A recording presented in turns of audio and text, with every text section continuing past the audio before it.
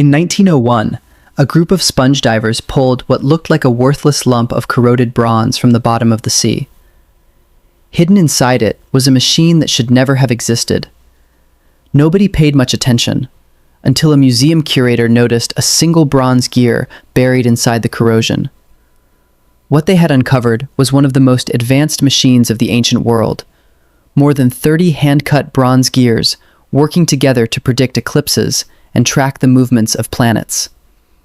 Somebody built a computer 2,000 years before the word existed. Then, humanity forgot how. And that's not even the strangest part. Nothing this sophisticated appears again in the historical record for nearly 14 centuries. No second device, no manual, no apprentice who wrote down the method.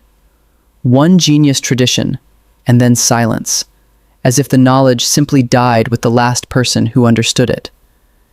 If that unsettles you a little, it should. Because the deeper you go into the ancient world, the more this pattern repeats. Take the Pantheon in Rome. Its concrete dome is still the largest unreinforced one on Earth, standing 19 centuries later, while many modern concrete structures begin developing serious cracks within decades. For years, engineers had no idea why. Then, in 2023, researchers finally uncovered the reason. Small white lumps scattered through Roman concrete, long dismissed as sloppy mixing, turned out to be the secret ingredient. The Romans mixed in quicklime without fully dissolving it first, leaving it chemically hot inside the stone. When a crack forms and water seeps in, that reactive lime dissolves and reforms into new rock. The concrete heals its own wounds. The Roman engineers who built it never knew the chemistry behind why it worked. That's the part that should bother you. An entire civilization ran advanced materials science on instinct. No periodic table, no lab, just centuries of trial and error passed hand to hand.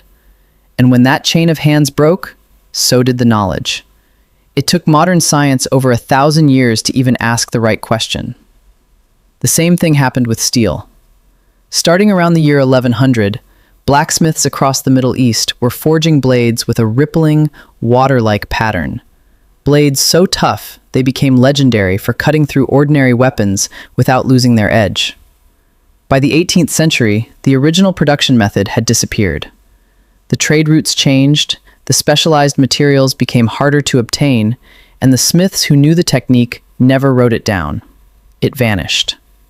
In 2006, scientists examined a surviving Damascus blade by dissolving tiny samples in acid and found something almost impossible. Carbon nanotubes, structures only a few atoms wide, wrapped around iron nanowires inside the steel. Blacksmiths, 400 years before the word nanotechnology existed, had built nanostructures by hand, purely through generations of trial, error, and instinct at the forge. It gets stranger once you leave workshops and forges behind and look at raw stone. High above the city of Cusco in Peru stand walls built by the Inca out of limestone blocks weighing up to 200 tons, some hauled from a quarry miles away. They were fitted together with no mortar at all. Each irregular block was carved to lock so precisely into its neighbors that a sheet of paper still cannot slide into the seams. For 5 centuries, those walls have survived earthquakes that leveled colonial buildings standing right beside them, because the stones are not rigidly fixed. They can shift slightly and resettle instead of cracking. Today, engineers recognize the same principle as seismic isolation. A civilization with no iron tools and no wheel worked out earthquake-proof architecture by hand and left no record of how. Think about what that really means. 3 completely different civilizations, working in 3 completely different materials, discovered engineering solutions modern engineers are still studying today, and none of them left behind an instruction manual. But maybe the strangest disappearance of all wasn't an accident. It was a secret, kept on purpose. And the secrecy is exactly what destroyed it. To the sailors who faced it, it must have looked impossible. Fire floating on water. Fire that refused to die. In 672 AD, an engineer fleeing a siege handed the Byzantine emperor a weapon. a liquid fire that could be pumped through bronze tubes onto enemy ships, that stuck to whatever it touched, and that kept burning even on top of the sea. Water didn't put it out, it made it worse. This sea fire saved the empire from destruction more than once.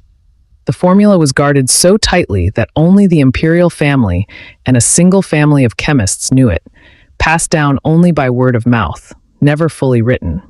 The secrecy worked exactly as intended, until the people who knew it died without telling anyone. More. Then 13 centuries later, despite everything modern chemistry knows, nobody has recreated the original formula with certainty. That knowledge wasn't lost to time. It was lost because knowledge, no matter how powerful, only survives as long as somebody is willing and able to pass it on.